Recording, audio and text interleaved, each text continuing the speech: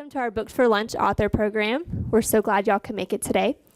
Joe Holley will be here today to talk about hometown Texas. We're grateful that he could be here. Just some upcoming events for the library. Next Friday, the 12th, we're having the Heart of Texas Orchestra come and have a concert. It's just going to be some show tunes and some random pieces, not any kind of theme, but we're excited to have them, and that's going to be at 4 o'clock in the main area, kind of how our Christmas concert is. The following Friday, October 19th at 10:30 in this room, we're going to have a tech workshop, and it is about online researching. So databases, Google, that kind of thing. So if you're interested, sign up at the desk, and you can bring any of your electronic devices, and we'll help you out. October 23rd, can y'all hear me still? I'm sorry, am I too close? Okay.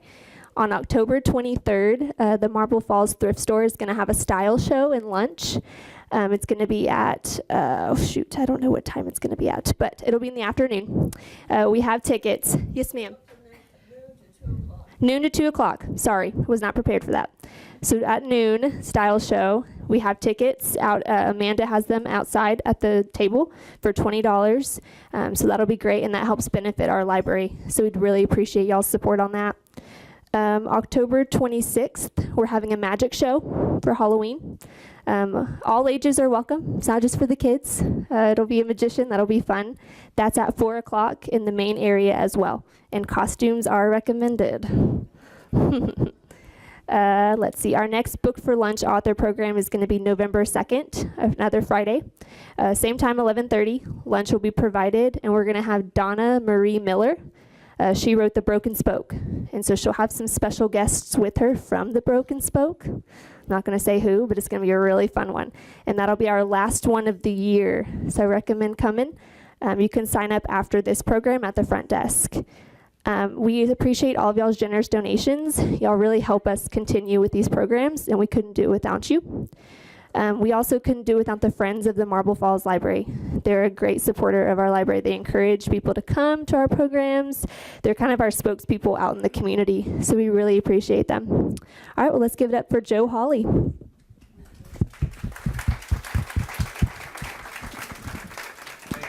you want to put it on your head, or you can put it around your neck. Either way. Sorry. Can you all hear without the microphone? They probably need it. They need it. Oh, Sorry. okay, well, let's see how this works. Is that easier?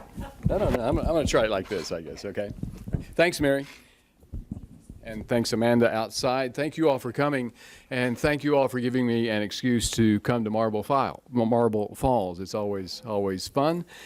I think I was here 4 years or so ago talking about my book about an old football player named Sammy Baugh, Slingin' Sammy Baugh. Yeah, that's right. Normally, I write a column that runs every week, every Saturday in the Houston Chronicle called Native Texan. And it has to do often with small Texas towns, either interesting people or unusual places or something about the past or some combination of all three. And when there is a combination of all three, to me, that's the better column. And so the book, Hometown Texas, is a collection of those columns combined with photographs by a Rice University professor named Peter Brown. So the good thing about the columns is that, if you have the book, you can sort of dip in and dip out and not have to read the whole thing straight through because they're one column after another. And you get to see Peter's photos as well. So the interesting thing for me about being the native Texan columnist for the Houston Chronicle is, first of all, I am a native Texan. I grew up in Waco. You all know Waco. That's right. I also worked at the Washington Post, and I wrote a story at one point about a native Texan woman named Candy Barr.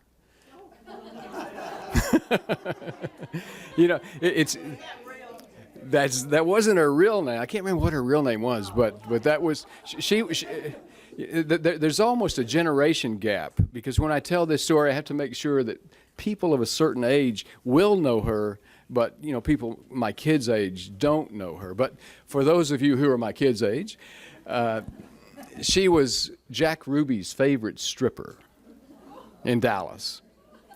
And so when I wrote this story for the Washington Post about her death, the owner of the Washington Post walked by my desk the next day, and he said, "Joe, how well did you know that woman?" And it made me realize, I'd never met her, of course, but it made me realize that when I wrote about Texas, even though I was living in Washington, I wrote with more authenticity, with more authority, with more life and verve. And so that was one reason why I came back to Texas and came back to Houston 10 years or so ago. Doggone right. That's right. So what I thought I would do this morning is tell you a couple of stories. One's in the book, one is not. And then let's talk, because I usually get ideas from either people writing me or gatherings like this. People suggest you ought to go to Marble Falls and talk to whoever. So this first one, I realized just as I said this that I mentioned Candy Bar, the stripper. This one is about a bordello. Okay. A brothel, whatever the word should be. No, not in Marble Falls. I don't know any. This one it doesn't exist anymore, but it's in San Angelo, or was in San Angelo. You're alumni of San Angelo, not of Miss Hattie's Parlor, as it was called, right? Okay. So the story, it's a true story. It happened a few years ago. And in fact, both these stories, I know something about them because they're about me to some extent. So if you'll indulge my sort of self-involvement, I'll tell you the story. It has to do with how I almost killed my dad in a bordello in San Angelo. I know it. So as my dad was getting older, he was 90, and I realized that he was losing his memory, and he had told me stories over the years about all kinds of things, and I credit him, in fact, with me doing what I do, because I would hear stories from my dad about the old days. And I wanted one last time to have him tell me about San Angelo, which he had done over, I knew bits and pieces about how when he was growing up in Central Texas on a farm, I never really knew why, but there seemed to be tension or whatever between my dad and his dad. And so he would escape the farm beginning when he was 15 or so, and he would hop a freight and head to West Texas, out to San Angelo, where he had an uncle named Uncle Joe. And I'm named after my Uncle Joe, who's named after this older Uncle Joe. So my dad would hop a freight, and I can imagine this kid, let's say he's 16 or so, and he gets up early in the morning, and somehow he leaves the farmhouse, heads over to the railroad track where the train has to slow down to go up a hill, and he's able to hop a boxcar or whatever, and he stays on it until he gets to San Angelo, and then he goes to Uncle Joe's house, and Uncle Joe's wife named Farrell, F-E-R-O-L. The interesting thing about Uncle Joe is that he was 6'6", and he weighed 300 or so pounds, and he always wore a white suit. This is, I never met him, but this is my dad telling me this. And everybody in town knew him. You couldn't miss him. So here he is walking down East Concho Street in San Angelo or wherever, and people say, "Hey Joe, hey Joe, hey Joe." And he owned a bunch of rent houses, and he would collect rent, and my dad, as a teenager, would go with him. And Joe was so big that he had taken out the springs and the supports in the front seat.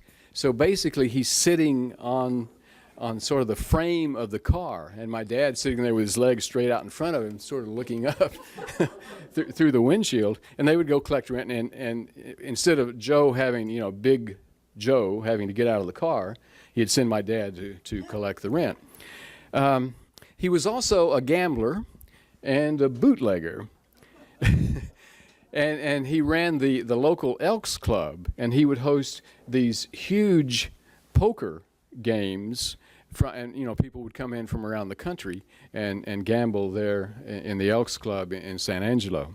And as best I can tell, Uncle Joe knew my dad's difficulties back home, and he would say now and then, I could set you up out here, but your mother would never forgive me. And so they never did. One of Joe's best friends was this woman named Hattie Foster. I think she was a business partner in the rent houses, maybe the bordello as well. But she ran a place called Miss Hattie's Parlor. And apparently my dad got to know him, and I got to know her. And she was, in some ways, a respectable businesswoman, even though she ran the local bordello in downtown San Angelo. And you all probably know San Angelo's history. It was a wide open town because of the fort that was there, and it was West Texas, and things were happening. And so a bordello did a thriving business in San Angelo. So I wanted my dad, as I mentioned, I wanted my dad to tell me those stories one last time before they were erased from his memory. And so we drove around town. We looked for the house where Joe and his wife would have lived, where my dad would have visited them. And it looked like a freeway had come through downtown and sort of wiped out that particular neighborhood. And then as we were driving around, we happened to notice that Miss Hattie's Parlor is now a museum downtown. It's, I know growing up in Waco, there was a pool hall, and it's one of those buildings where you walk in the door and immediately there are stairs that go up the second floor. And it was like that. So you walk in Miss Hattie's Parlor on Concho Street, East Concho, I think, and you go up these steep stairs, and you get up there, and there are these rooms. It's like a boarding house or a hotel or something, one room after another until you get back to the alley. And each room has a screen door on it. And inside, if you were a customer, a client, whatever the word should be, you open the screen door, and each girl had decorated her room according to her taste. And so you walk along and you peer into these these rooms. And also there were photographs on the wall of early San Angelo and early San Angeloans. And so I was standing looking at the wall, looking at photos, trying to see if Uncle Joe was in a photo, or trying to see if my dad was in a photo, if I could recognize this teenager. I couldn't see anything, but as I was standing there, like looking at the wall, the stairs are back over there, and I should have said, as you immediately come up the top of the stairs, there's another wall, and so there's a photo, and my dad is looking at a photo as well with the stairs behind him. And so maybe to get a better view or whatever, guess what he does? He steps back. So I hear this noise, explosion, like just something happening. And I know immediately what's happened. I have killed my dad in a bordello. So I race around, and I see that he's fallen down these steep stairs, these narrow stairs, and he's landed on a landing with his feet pointed upward, and he's sort of on his back, on his shoulder. And I race down there, and he's saying, "What happened?" And he doesn't seem to be hurt. But at about the time that it happened, a woman on the sidewalk downstairs had heard the noise as well. And so she peered up into the dark of the stairwell and sees this elderly man lying there upside down on the stairwell. And she happens to look up, and there's a fire truck coming back from a run going by, and she waves it down. And these 4 firefighters stop. One of them has a board, that you carry people out of trouble in. And these 4 firefighters come running up the stairs, and they see that my dad is he's conscious. And one of them says, "Sir, what happened?" And my dad looks up at me and he says, "He pushed me."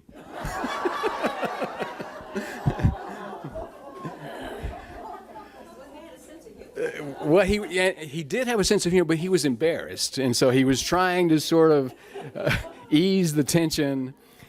And I knew he was teasing, but I didn't know whether they knew he was teasing. And so anyway, they took him to the hospital. He sort of sprained his shoulder, and that was it. So we drove back to Waco, and he would ask me every now and then, "What happened?" But he was okay. And that was the story of how I almost killed my dad in the bordello. Now the other one has to do with my grandmother on my mother's side. That was on my dad's side. If you got out here on 281, wherever we are, and headed south to San Antonio, and once you get to San Antonio, you switch over to Interstate 35 south. You go about 40 miles. I'm going to see if anybody has done this. Go 40 miles or so south, and you'll see the Bigfoot exit. Got one nodding his head. Anybody else know where Bigfoot is? Yeah. Bigfoot has maybe 300 people now. That's probably the largest it's ever been, because it's almost becoming a bedroom community of San Antonio. But my grandmother lived in Bigfoot her whole life, and her best friend, a woman named Lizzie Thomas, who was the postmistress in Bigfoot, when she was a little girl, her family took care of the elderly Bigfoot Wallace, the Indian fighter, Texas Ranger, after which the little town is named. So my grandmother ran the local general store, grocery store, and she lived behind the store in the same building. It was called the Red and White store. And she and Lizzie Thomas, the postmistress across the road, were lifelong friends and stayed that way until they both passed away. So one day, my grandmother got a long-distance call from New York. And it was NBC television calling, and they wanted her to come to New York and appear on a quiz show, a panel quiz show, and let the panel try to guess the name of her town, Bigfoot. And if you ever write Bigfoot, it's one word, Bigfoot, not Bigfoot. So she did. She had never flown. She flies to New York. She appears on this panel.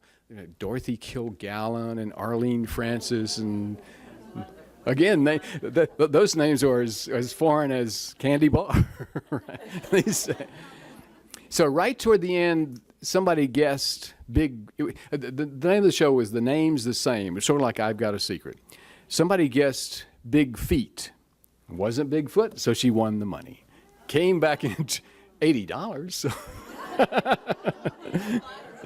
they flew her up there, yeah, and her daughter, my aunt, lived up there with her family, so she got to visit with them. My Uncle Herbie won a prize for having the reddest hands for clapping the loudest before the show started, so it was a triumph, and she came back home to Bigfoot. So I thought I would read just a little bit about my own experiences with Bigfoot, and then we can talk about other places in Texas.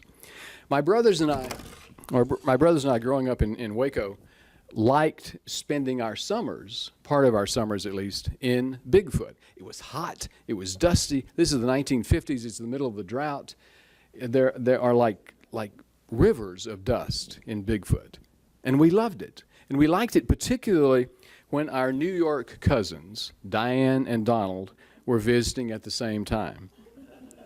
Their mother, Violet, who was my aunt, had married Herbie when she was 15, and he was stationed at Kelly Field during World War II. And so she was 17 when Herbie took her back to faraway Long Island.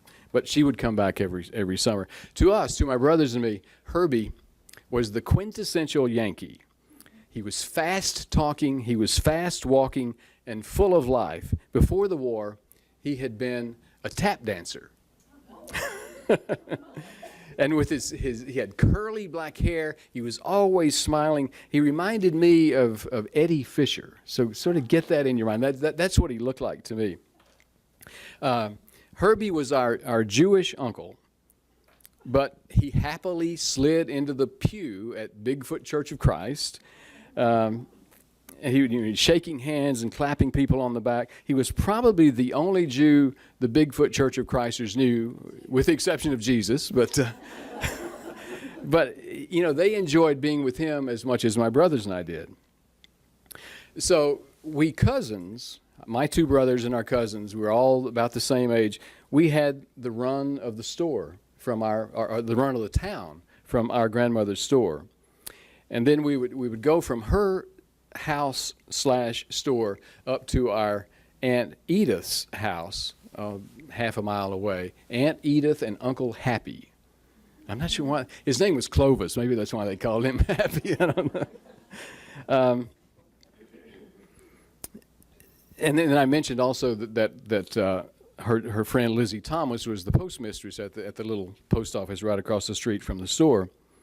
Every weekday morning, 10 o'clock, Lizzie would get the mail sorted, put it in everybody's little box. And then here comes the town in their pickups, in their cars, to get their mail. And then once they'd got their mail, they'd greet everybody. And then they'd sort of amble across the road to the store to sit on this long front porch of the store, go inside, get a cold drink or something. And then they'd just sit out there and talk. And so I would sit out there, this kid, I can see this kid, shorts, barefooted except for the grass spurs. You have to watch out where you walk. No shirt, just sitting there leaning up against a pole on the porch. And I can remember rubbing my feet in the sand, and the sand was just pocked with soda water bottle caps. And I just, with my foot, I'd be playing with those bottle caps. And I would listen to these usually old guys rolling their own cigarettes or chewing tobacco and telling stories there on that porch. Usually their stories, as they sat down, they'd have to say, "Hot enough for you?" That's how it begins. Yeah, right. So we would wander, as I said, my brothers and cousins and I would wander in a pack throughout that town, and my cousin, the one from New York, is named Donald. And if you all have seen To Kill a Mockingbird, the movie, Donald reminded us of Dill, the little guy who was always nicely dressed and so forth, the real-life Truman Capote. So Donald, like Dill, he was funny, he was inventive, he was fun to be around, even though we teased him for being a New Yorker. He would wear sandals. We would be barefooted. He would wear socks, and we would not. So in the evening, it would sort of cool down in summertime Bigfoot, and we would go up to the Bigfoot school where there were slides and swings and seesaws. You had to be careful on that slide because it would still be hot, and we had our shorts on, and so you had to kind of wait till everything cooled down. Then on Sundays, the cousin pack and my brothers and I would hurry along this dusty path through an abandoned cotton gin on a shortcut to church. We had to get there before everybody else got there because it was our job to place the hymnals and the fans at each spot on the pews. And the fans, of course, were from the funeral home. The Divine is the nearest town of any size, so it was the Divine Funeral Home. We were in a race. We were in a race every Sunday with an elderly woman whose job was to do that when these sort of kids were not around to take the job from her. And so the years passed, and we cousins grew apart. Deep into our own adult lives, we saw each other mainly at family funerals. And every time we got together, we'd tell our Bigfoot stories to each other. I didn't fully understand through the years that life had been hard for our cousin Don. I didn't know that he'd been in bad health for a long time. My niece told me that ever since his mother died, the carefree kid we had known in Bigfoot no longer wanted to live. And so he died in his sleep, not too long ago. And so I think about that. I think about Bigfoot all these years later. And I think how, maybe one more time, I'd like to be sitting on that porch. It's a summer evening in Bigfoot, Texas. And there's a stand of mesquite trees. And the sun is setting behind those trees across the road from the store. It'd be Diane and Don, my brothers and me, the adults who loved us. We'd all be there. We'd all be there together. Maybe neighbors would drop by. Once more, in the darkness, the gathering darkness, I'd hear the quiet murmur of country voices, the occasional passing car or truck, the soughing of doves settling in for the night in these huge live oaks across the road. Memories of my Bigfoot boyhood fade. My grandmother's combination house and store has been gone for a long time. Lizzie Thomas's post office building is still there, but it's not a post office anymore. Most of my Bigfoot people are gone too. Still, when I'm headed down I-35, I'll detour down the little farm to market road to take me through Bigfoot. Even though it's not really my Bigfoot anymore. When you get to Bigfoot because there's a live oak in the middle of the road sort of has to go around the huge old live oak. And so when that tree comes into view, I think of lines from a poet. Lines as sweet and as melancholy as those doves we used to hear on a summer evening. There's nothing more to say. They have all gone away. That was Bigfoot. Thank you all. Yeah, thank you.